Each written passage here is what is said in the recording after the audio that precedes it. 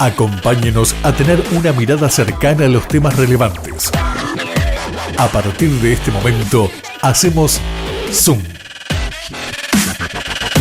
Estoy en comunicación con Gretel Ledo. Ella es abogada, politóloga y socióloga, las tres carreras cursadas en la UBA. También es egresada del Carlos Pellegrini, magíster en Relaciones Internacionales de la Università di Bologna. Y en el 2019 ha sido precandidata a senadora nacional por Cava. Como analista política internacional es consultada por la TV española, por la agencia EFE de España, por ZWeb TV de Italia. También escribe como columnista del diario Perfil, también para la Gaceta de Tucumán en temas de política nacional. Además, es columnista en Radio Perfil, sección internacionales con foco en economía internacional. Bienvenida a Zoom, una mirada cercana, Gretel Ledo. Bueno, muchas gracias, David.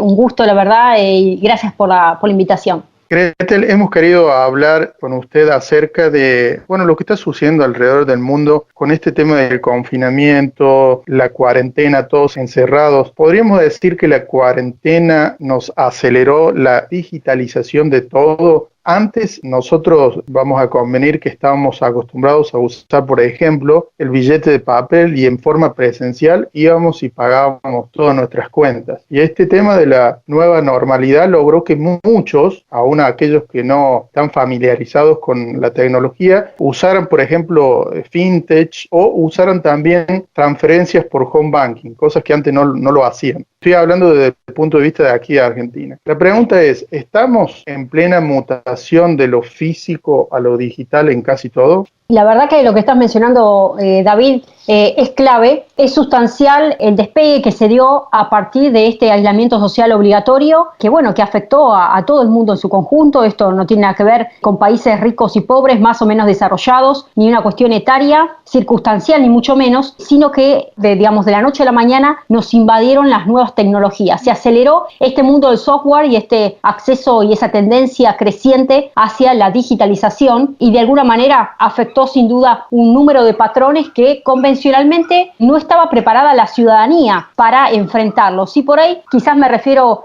a los sectores etarios con mayor edad, mayores de 65 en adelante, por ejemplo, aunque obviamente hay salvedades, pero incluso, por ejemplo, para una cuestión que pareciera tan cotidiana como el cobro de una jubilación, con la cuestión de evitar cuestiones de contagio y para garantizar el tema de la salud y demás, se tuvo que establecer este mecanismo, ¿no? A través de home banking para consultar no solamente si estaba o no depositada una jubilación, incluso organizarse a través de turnos también sacados vía internet, turnos para asistir al banco. Se restringieron el acceso, la atención face to face para determinados trámites. Uno de ellos obviamente está vinculado a la tercera edad y el resto de las operaciones, se aumentaron los límites para extracción por cajero electrónico, o sea, un sinnúmero de cuestiones que achicó el contacto físico en vista justamente a encontrar algún mecanismo para poder frenar este contagio, por lo menos tal cual lo venía indicando el gobierno oficialmente, con lo cual sí, hay una tendencia abrupta hacia la digitalización que también va de la mano con una brecha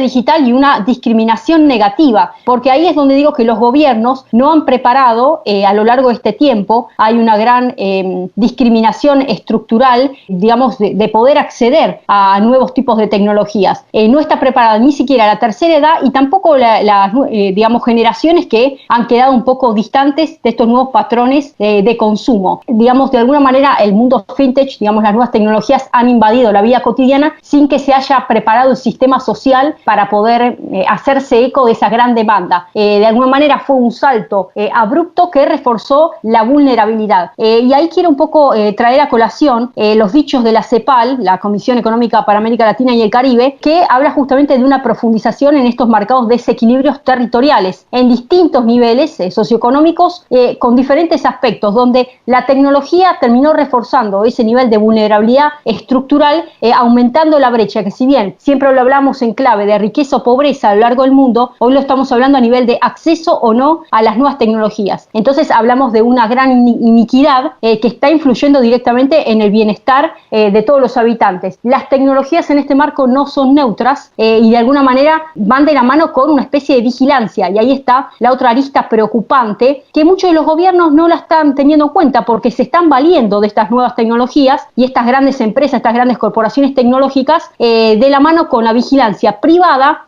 como un mecanismo para mantener también la vigilancia estatal. Entonces ahí sí hablamos de el impacto directo hacia patrones de consumo, hacia patrones conductuales y también hacia, si se quiere, una biometría o una situación expectable de cómo va a, digamos, a conducirse ese sujeto. Ya dejamos de ser sujetos de la información para convertirnos en objetos, o sea, perdimos la cuestión de sujetos de derecho para pasar a ser objetos de la información. En este gran mecanismo donde avanzaron las nuevas tecnologías, la vigilancia estatal y privada se asociaron. Existe una asociación tácita, no regulada, porque al tiempo de hoy todavía no está regulada. Recordemos que hay cantidad y un sinnúmero de sistemas de financiamiento que poco a poco van a ir regulándose, pero todavía están al margen, así como ni siquiera si tenemos que hablar, por ejemplo, con lo que es monedas digitales, criptomonedas y demás. Va a llevar su tiempo esto. Exactamente, va a llevar su tiempo, por eso hablamos de esta tecnosolucionismo agresivo que impulsa a la industria tecnológica con una connivencia directa del aparato estatal, digamos, en una marcada vigilancia, con una especie de promesa, cuál es el beneficio para todos, y detrás, ¿qué es lo que se soslaya? Escrutinio constante, vigilancia, control, discriminación. Hablamos de una inequidad y, bueno, con estos grandes atisbos, ¿no? La Big Data, las decisiones algorítmicas y la inteligencia artificial.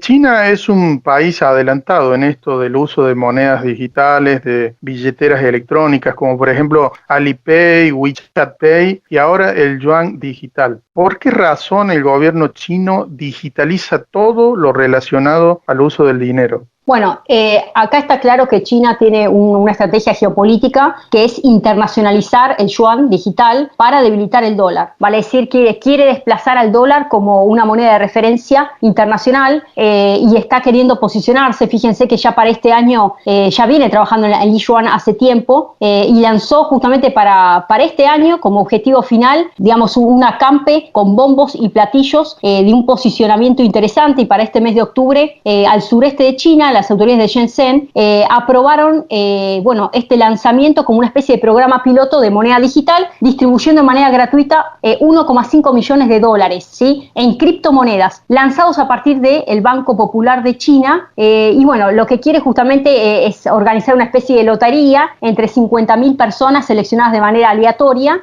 donándoles o distribuyendo 10 millones de yuanes, que es el equivalente a 1,5 millones de dólares, y cada uno de estas personas va a gozar de $30 para gastar como una especie de moneda digital, un monedero digital, en determinados puntos de venta autorizados. Para responder específicamente a la pregunta, la tendencia que tiene China hacia la moneda digital está totalmente ligada a la sociedad de control y ligada al Partido Comunista China y al modelo autoritario. Si pensamos que estas plataformas, software que están totalmente ligados con WeChat, Alipay, bueno, tantas plataformas y un sinnúmero de mecanismos donde no solamente se condensa el monedero digital, sino la identificación digital, cuáles son los gustos y costumbres, bueno, ya no diría del ciudadano, sino del consumidor, cómo está volcando sus expresiones en redes sociales, qué tipo de mensajería está utilizando, qué tipo de mensajes también comunica, cómo participa ¿no? digamos, en noticias oficiales impulsadas por el gobierno, qué lectura hace o no de la prensa o la propaganda oficialista del Partido Comunista Chino. Todos son diferentes mecanismos para evaluar una especie de puntaje social. Esto está vinculado a un sistema a través del cual existen premios y castigos en función de patrones conductuales.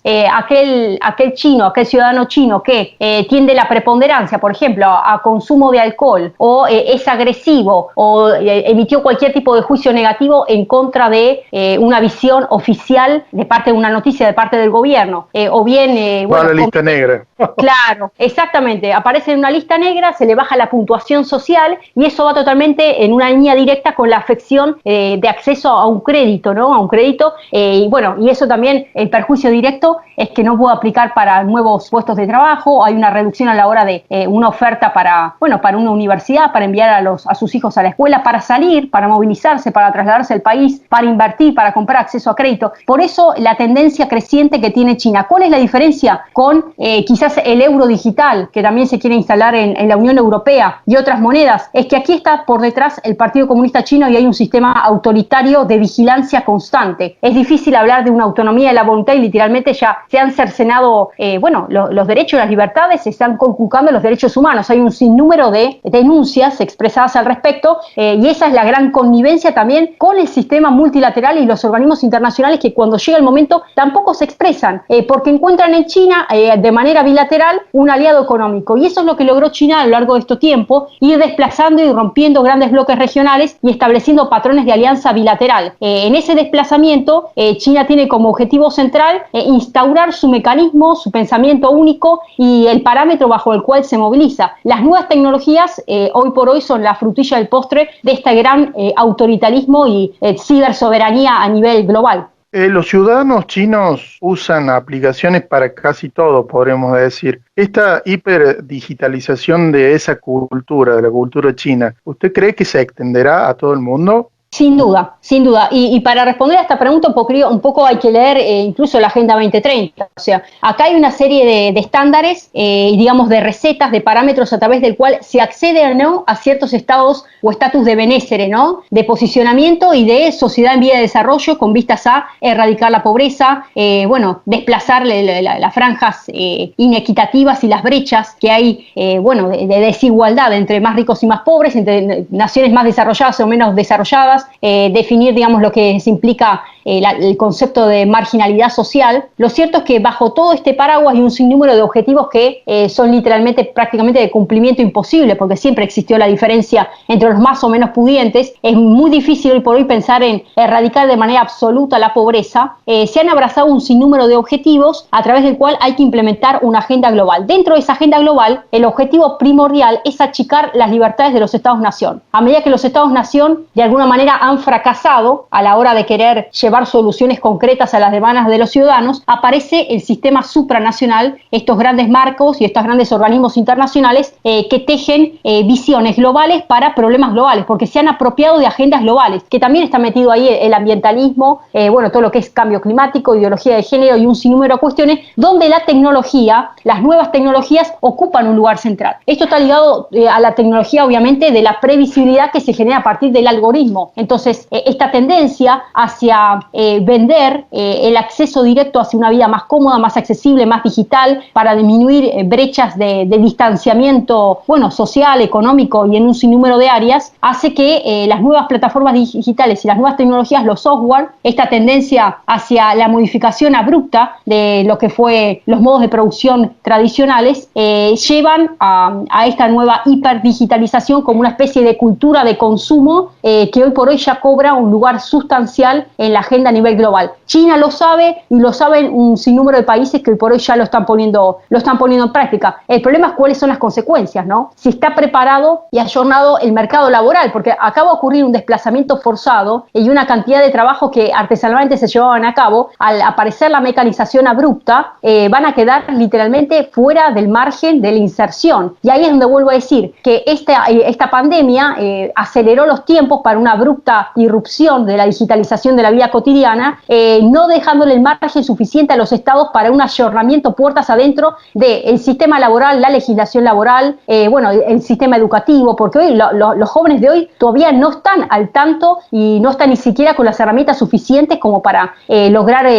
una inversión sustancial en materia de ciencia y tecnología que esté posicionando a Argentina en otro nivel de estándar, ¿no? Y ahí sí es donde hay una materia más que pendiente de parte del Estado-Nación, ¿no? Y la connivencia de estos grandes grupos tecnológicos que han impulsado y aflorado de manera abrupta, con una violencia inusitada, este tipo de agenda, sin tener en cuenta cuáles son las consecuencias y el trasfondo social, cómo se están horadando las libertades individuales, ¿no? Bueno, recién estábamos hablando de China, pero los datos más recientes nos dicen que en Argentina operan 133 compañías fintech. Esto ubica a la Argentina como el tercer país latinoamericano en cantidades de empresas digitales referidas a las finanzas, detrás de Brasil y México. Por ejemplo, tenemos, el clásico Mercado Pago, Ualá, Todo Pago, Naranja X, Prex, hay muchas. Podríamos decir que vamos, por decirlo de alguna manera, atrasados con respecto al uso de estas tecnologías. ¿Y por qué? No sé si quisiera hablar de un atraso literal de Argentina. Sí puedo decir que Argentina tiene un potencial. Con respecto a China, lógicamente, ¿no? Sí, por supuesto, sí, pero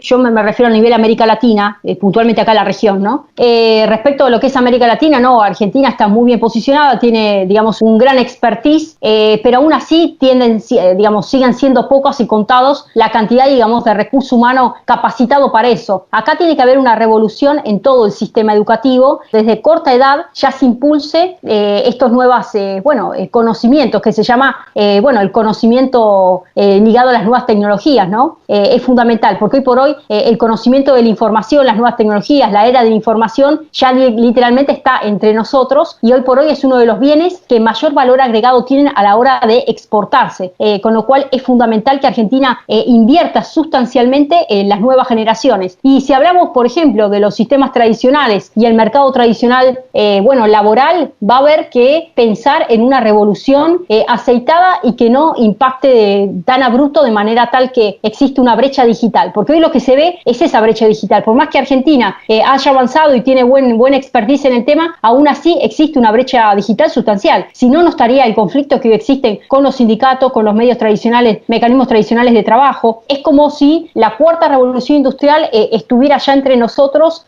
pero todavía no está trabajado de manera aceitada todo el andamiaje normativo a nivel laboral, social, educativo. Hay un sinnúmero de frentes que hoy por hoy requieren una visión de un Estado que se anticipe, que eso es lo que está faltando, no solamente en Argentina, sino a nivel regional. Respecto a la comparación con China, sin duda, lo cierto es que Argentina está profundizando su relación bilateral con China. Eso va a ser un poco materia de análisis de otras cuestiones, pero la situación, por ejemplo, lo que es las nuevas tecnologías, lo que es 5G, Argentina ya literalmente le abrió la puerta y creo que esto ya de la noche a la mañana esto ya va a ser una realidad, como ya lo hizo Brasil, por supuesto. Y totalmente a contrapelo de esta situación hay países que literalmente han frenado el avance del 5G chino en sus países respectivos, porque detrás de todo esto existe la cuestión certera de la vigilancia absoluta, ¿no? Del control social, donde recién estábamos hablando de cómo funciona en China puertas adentro, entre una persona que resulta acreditada o desacreditada, ¿no? A partir de esta noción de puntaje. Para poder generar esta cuestión de algoritmos se requiere un grado de conectividad mucho más alto que el tradicional, vale decir, no el 4G, ya el 5G o 6G. Con lo cual, cuando le estamos abriendo las puertas a este 5G y de la mano de los chinos, porque no es un desarrollo nacional o de otro país, ahí sí es donde tenemos que abrir literalmente las luces como nación, porque tenemos que considerar con quién estamos entablando esa relación bilateral, ¿no? De control, porque el exceso de control genera una exclusión social muy profunda. Y ahí quiero darles el caso que en el año 2017 la provincia de Salta firmó un acuerdo con Microsoft para utilizar inteligencia artificial con el objetivo de la prevención de embarazo adolescente y deserción escolar. Ahora fíjense, lo que hace Microsoft es, a partir de datos recolectados por medio de encuestas que le realiza a los sectores más vulnerables de la sociedad, se crean algoritmos inteligentes, ¿no? Que de alguna manera permiten identificar características específicas de un grupo de personas, un grupo de análisis puntual, derivando en una especie de diagnóstico sobre los problemas supuestos, ¿no? Y áreas, de prevención,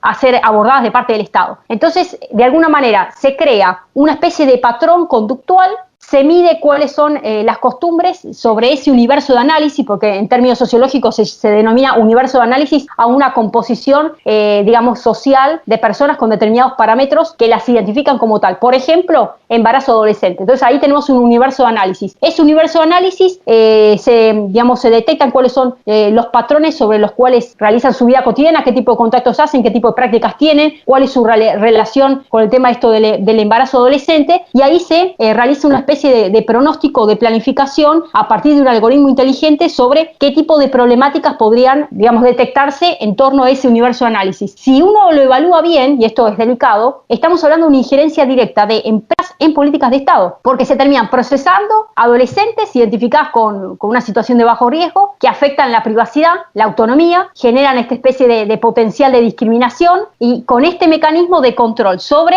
este sector que, según Microsoft, es un sector de situación de, digamos, considerada situación vulnerable, y refuerzan a partir de una especie de consentimiento prestado la injerencia directa del monopolio de estas empresas, grandes oligopolios tecnológicos, en connivencia con el Estado. Por eso vuelvo a decir, esta alianza perversa entre el sector privado y el sector público, el único objetivo es un control autoritario que está realizando una injerencia directa bajo esta agenda, que en el caso de lo que es embarazo adolescente, deserción escolar, desnutrición infantil, hay un sinnúmero de cuestiones a partir de la cual se establecen un prototipo de decir, bueno, tal o cual joven tiene tendencia o tiene posibilidades por vivir en zona de riesgo a quedar embarazada y se aplican determinadas políticas. Es tremendo lo que estamos hablando. Y esto ya está ocurriendo en Salta. Lo mismo sucedió en Brasil. El Ministerio de Ciudadanía firmó un acuerdo con el gobierno de Salta y con Microsoft, o sea, es un acuerdo entre tres partes que de alguna manera quieren implementar esta especie de programa de embarazo adolescente, deserción escolar, para anticipar cuestiones como desnutrición y enfermedades en la primera infancia. Bueno, lo mismo Bien. Chile, podemos seguir hablando, Chile, Venezuela, un montón de casos donde la vigilancia, el control, tienen como resultado final la exclusión social. El 22 de octubre pasado, la legislatura de Buenos Aires aprobó el uso del reconocimiento facial aquí en Argentina, supuestamente con el propósito de capturar 46.000 prófugos de la justicia. Pregunto, en el futuro, ¿tendrán otros usos similares a la nación de China, esta Big Data, ¿no?, que puedan capturar o recolectar?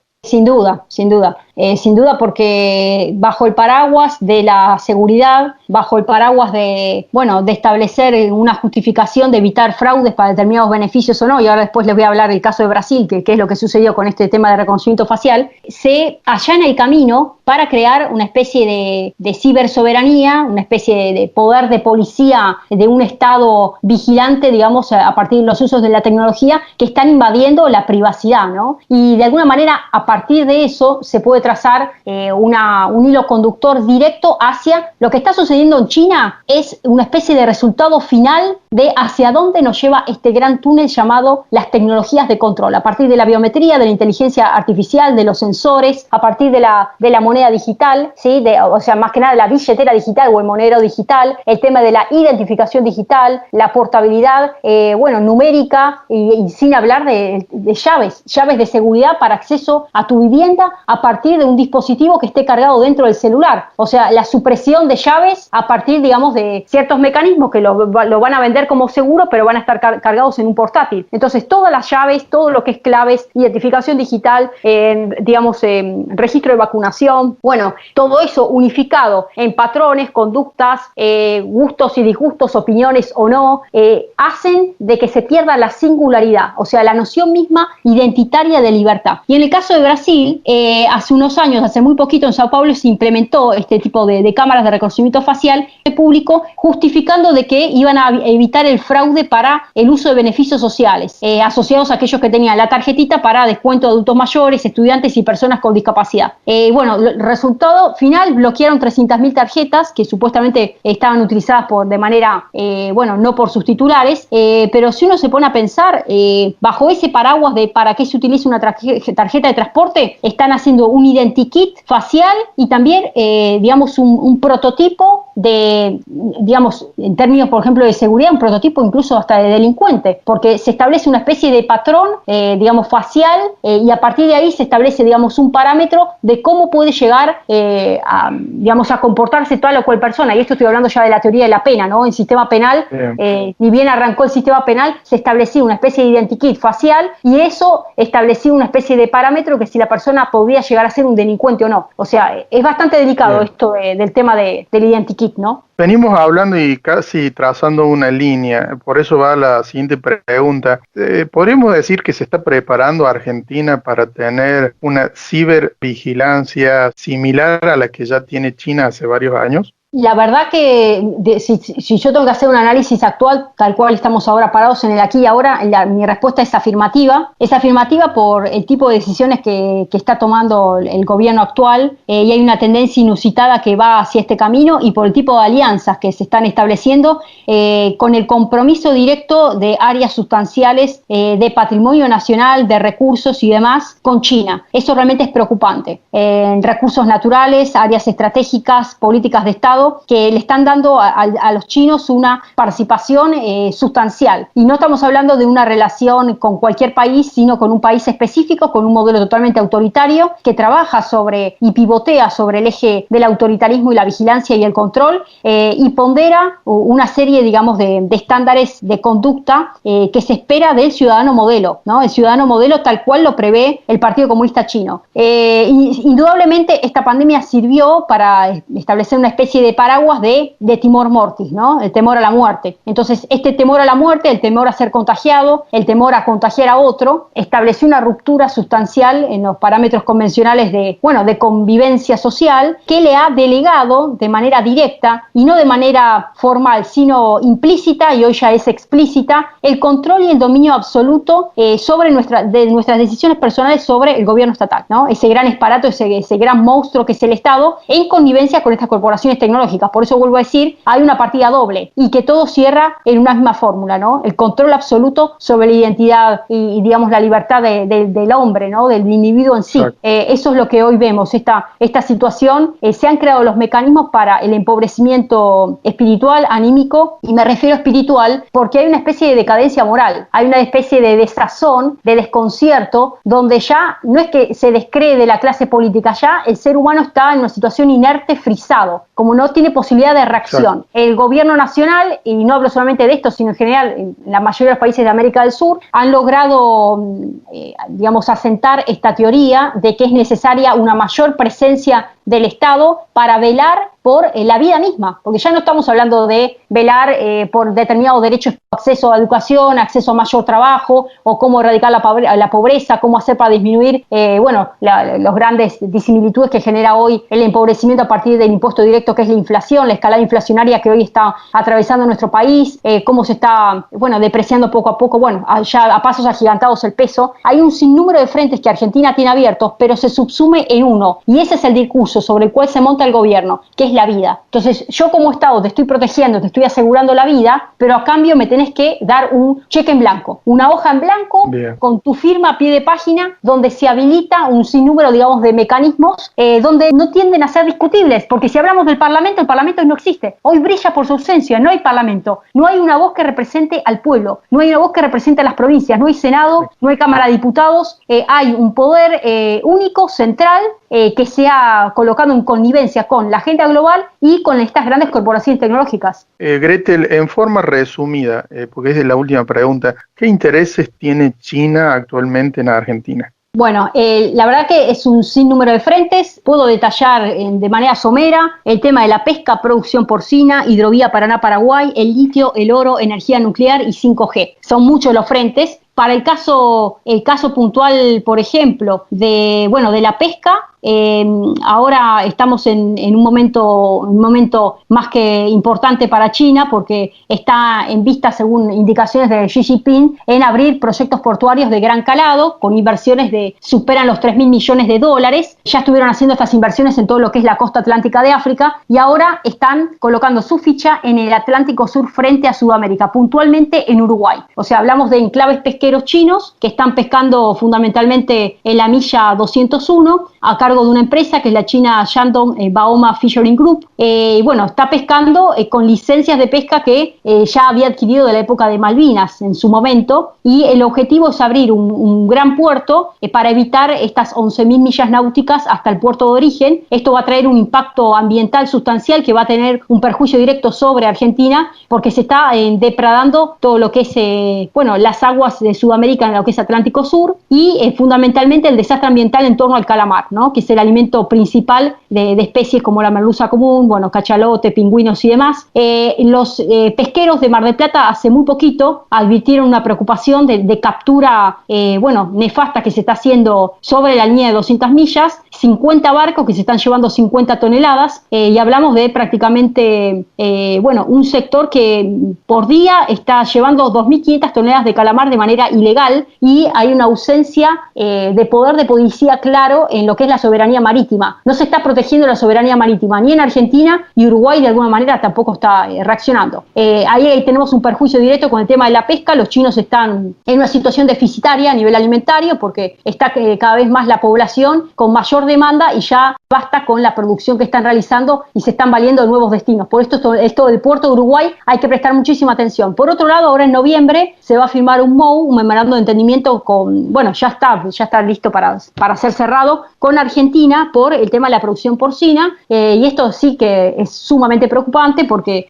China es el mayor productor y consumidor de carne de cerdo del mundo, y esto traería, un objetivo sobre Argentina de instalar, una gran usina para reconfigurar toda esta industria porcina doméstica que quiere buscar el gobierno chino, recuperar los niveles que tuvo de pérdida antes de la pandemia, y encontrar nuevos destinos en Argentina que la consideran el país libre de peste porcina africana. Ya el acuerdo que se está haciendo con Cancillería es producir una cantidad de tonelajes que traería una afección directa en materia ambiental con daños impresionantes, ¿no? Hay un sinnúmero de organizaciones que ya se están manifestando para no transformar, Argentina en una especie de factoría de cerdo para China, y también con un riesgo de zoonosis. Zoonosis me refiero a una especie de peste que puede darse a partir de los animales, y por qué no hablar de una antesala de COVID. Así que esto del tema de los cerdos tiene un impacto ambiental sustancial. Después, el tema de los minerales, hay un sinnúmero de intereses en cantidad de provincias.